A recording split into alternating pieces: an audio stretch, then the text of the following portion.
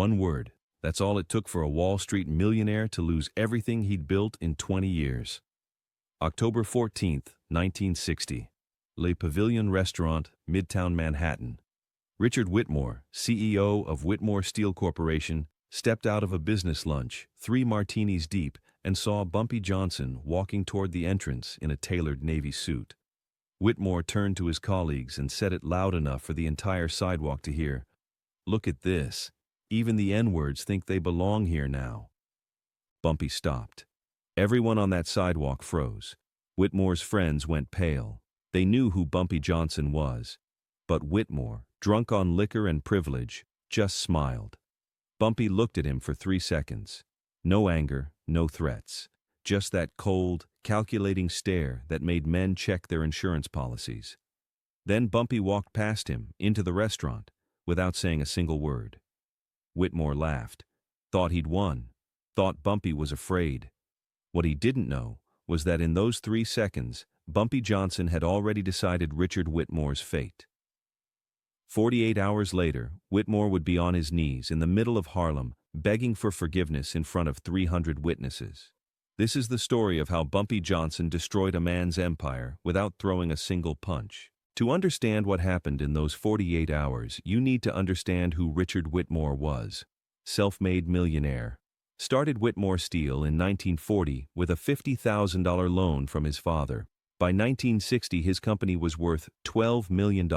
He had contracts with the city, with developers, with construction companies across New York. He lived in a penthouse on Park Avenue. He drove a Rolls-Royce. He was a member of the Knickerbocker Club, where no black person had ever walked through the front door. Richard Whitmore was untouchable. Or so he thought. October 14th, 1960. 8:47 p.m. Bumpy Johnson walked into his office above Small's Paradise on 135th Street. His assistant, Willie Quick Lewis, was waiting. "I need you to make some calls," Bumpy said, taking off his suit jacket. He pulled out a small notebook, the kind he always carried. Inside were names, hundreds of names. Politicians, union bosses, bank executives, judges, businessmen. People who owed Bumpy favors, people who respected him. People who understood that when Bumpy Johnson called, you listened. "Richard Whitmore," Bumpy said. "Whitmore Steel Corporation. Find out everything, who he owes money to, who he does business with, who signs his checks. I want to know every connection he has by morning." Willie didn't ask why. When Bumpy gave an order, you didn't ask questions, you executed. By 6 a.m. the next morning, Willie had a file.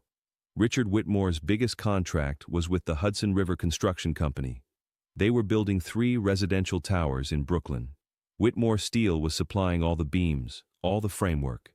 The contract was worth $2.3 million. Whitmore's company survived on that money. Without it, he'd have to lay off half his workforce and default on his bank loans. Hudson River Construction was owned by a man named Vincent Salerno.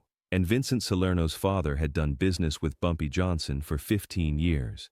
They'd worked together during Prohibition, running liquor through Harlem. They'd helped each other during the numbers racket wars. When Vincent's father died in 1957, Vincent inherited everything, including the understanding that you don't cross Bumpy Johnson. October 15th, 1960, 9:30 a.m.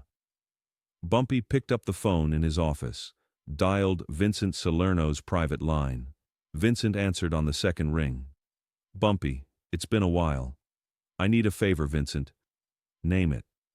"You're working with Whitmore Steel on the Brooklyn project." There was a pause. Vincent knew where this was going. "Yeah, Richard Whitmore. Good supplier. Why?" Bumpy's voice didn't change. Calm, professional. "Yesterday, Whitmore called me a N-word on the street in front of 20 people. Now, I don't need you to hurt him. I don't need you to threaten him. I just need you to cancel his contract." Silence on the other end of the line. Then Vincent spoke, his voice careful.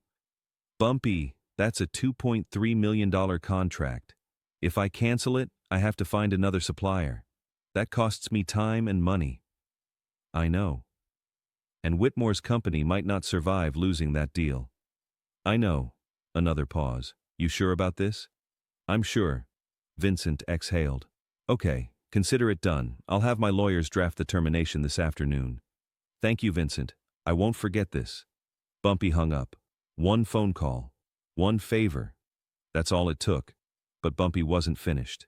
Whitmore Steele had a $400,000 line of credit with Manhattan Savings Bank. That credit kept his operations running. Payroll, supply orders, equipment leases, everything depended on that line. The bank manager was a man named Arthur Pemberton. Arthur Pemberton had a secret. In 1956, Arthur had been caught embezzling $30,000 from the bank.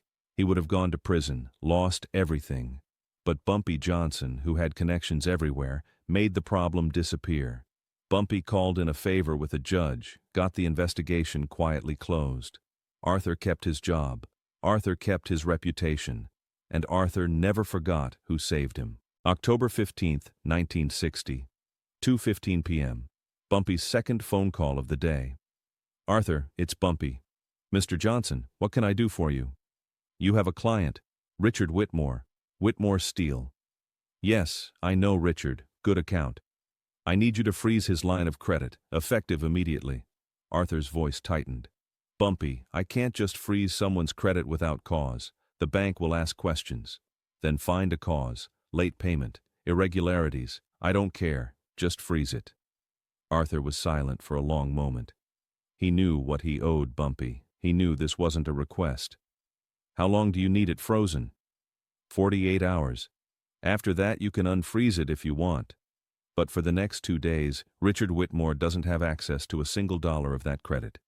Understood. I'll take care of it. Thank you, Arthur. 2 phone calls. 2 favors. Bumpy Johnson hadn't raised his voice, hadn't threatened anyone. He just reminded 2 men that in New York, power wasn't about who had the most money. It was about who people respected. And nobody respected Richard Whitmore. October 15, 1960, 4:30 p.m. Richard Whitmore sat in his office on the 23rd floor of the Chrysler Building. His secretary knocked on the door. Mr. Whitmore, you have a call. Hudson River Construction. Whitmore picked up the phone, smiling, probably finalizing the next shipment schedule. Richard Whitmore speaking. Mr. Whitmore, this is Vincent Salerno. Vincent, good to hear from you. What's the word on the Brooklyn project? That's why I'm calling. We're terminating your contract. The smile disappeared from Whitmore's face. What? Why? We're going in a different direction. My lawyers are sending the termination notice today. Vincent, we have a signed contract. You can't just... Read Section 12, Paragraph 3. We have the right to terminate with 30 days' notice for any reason. We're exercising that right. But we're halfway through the project. You'll lose weeks finding another supplier. That's our problem, not yours. Goodbye, Richard. The line went dead. Whitmore stared at the phone, his hand shaking. $2.3 million gone. Just like that. 10 minutes later, his secretary knocked again. Mr. Whitmore, Manhattan Savings Bank is on the line. Whitmore picked up, his voice tight. Whitmore. Mr. Whitmore, this is Arthur Pemberton. I'm calling to inform you that we're freezing your line of credit pending a review of your account. What review? My account is in perfect standing. There have been some irregularities flagged by our auditing department. Until we complete the review, your credit is suspended. Arthur, I have payroll due in 3 days. I have supplier payments. I understand, Mr. Whitmore, but this is bank policy. The review should be complete within 30 to 45 days. 30 to 45 days? I'll be bankrupt by then. I'm sorry, Mr. Whitmore. There's nothing I can do. Click. Richard Whitmore sat alone in his office as the sun set over Manhattan. In 6 hours, he'd lost his biggest contract and his credit line.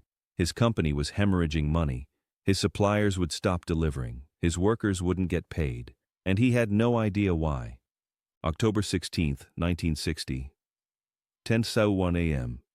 Whitmore's phone rang. Unknown number. He answered. Whitmore. Mr. Whitmore, my name is Jerome. I work at a diner in Harlem. I don't have time for... You need to listen. Last night I overheard a conversation about you, about your company, about what's happening. Whitmore's blood ran cold. What are you talking about? You insulted someone 2 days ago, outside Le Pavilion. You called him a word you shouldn't have called him. Whitmore's throat went dry. Who are you talking about? Bumpy Johnson. And Mr. Johnson wants you to know something. Everything that's happening to you right now, the canceled contracts, the frozen credit, the calls from your lawyer, that's him. And it won't stop until you make it right. Make it right? How? Come to Harlem, 135th Street and 7th Avenue, Small's Paradise, tomorrow at noon. And Mr. Whitmore, come alone, come humble, or don't come at all. The line went dead. Richard Whitmore didn't sleep that night. He spent hours pacing his penthouse, thinking. He could fight this, hire lawyers, call in favors. But deep down, he knew the truth. He'd insulted the wrong man, and Bumpy Johnson had just shown him that power in New York didn't belong to men with money. It belonged to men with respect. October 17, 1960, 11:45 a.m. Richard Whitmore's Rolls-Royce pulled up to 135th Street and 7th Avenue. The neighborhood went quiet. White men in expensive cars didn't come to Harlem unless they were lost or desperate. Whitmore stepped out. His hands were shaking. A crowd was already gathering. Word had spread. Bumpy Johnson was sitting at a table outside Small's Paradise, drinking coffee, reading the newspaper. He didn't look up when Whitmore approached. Mr. Johnson. Bumpy turned a page of his newspaper, didn't acknowledge him. Whitmore's voice cracked. Mr. Johnson, I came to apologize. Bumpy folded the newspaper slowly, set it down, looked at Whitmore for the first time. For what? For what I said. Outside the restaurant, I was drunk, I was stupid, You were honest, Bumpy interrupted. You said what you really think, and now you're here because your business is falling apart, not because you respect me. Whitmore's eyes filled with tears.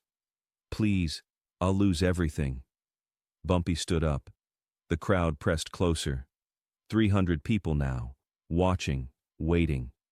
You think you're the first man to call me that word? You think I haven't heard worse? Bumpy's voice was quiet, but it carried. The difference is, most men who insult me don't get a second chance. They just disappear. But you, Mr. Whitmore, you're going to do something for me. Anything. I'll do anything. You're going to get on your knees, right here, in front of all these people, and you're going to apologize, not to me, to them.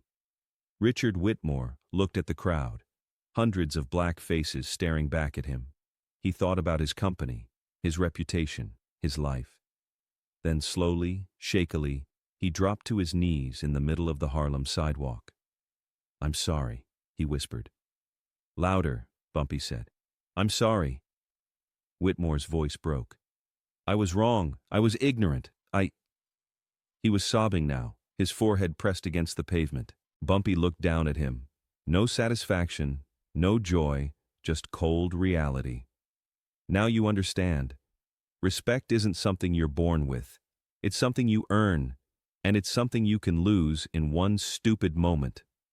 Bumpy turned to the crowd. Let this man go. His business will recover. His credit will be restored, but he'll remember this day for the rest of his life. Bumpy walked back into Small's Paradise. The crowd parted. Richard Whitmore stayed on his knees for another minute, then stumbled back to his car and drove away. By Monday morning, his contract was quietly reinstated. His credit line was unfrozen. But Richard Whitmore never set foot in Harlem again, and he never used that word again. Bumpy Johnson had taught him a lesson more powerful than violence. He'd taught him humility. Years later, when people asked Bumpy why he didn't just kill Whitmore, he said something that became Harlem legend. Dead men don't learn, and I needed him to learn.